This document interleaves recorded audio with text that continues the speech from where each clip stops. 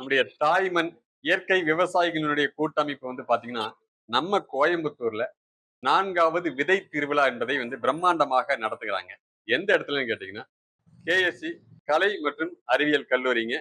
காலை 9 மணியிலிருந்து மாலை 5 மணி வரைக்கும். அனுமதி இலவசம்.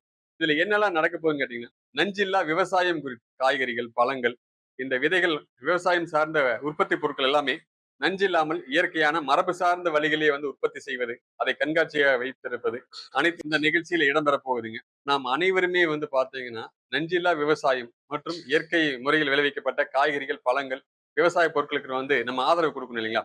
அதுக்கான ஒரு விழிப்புணர்வு நிகழ்ச்சியாகத்தான் இந்த நிகழ்ச்சி நடக்குதுங்க. இலவசமான ஒரு நிகழ்ச்சி கூட.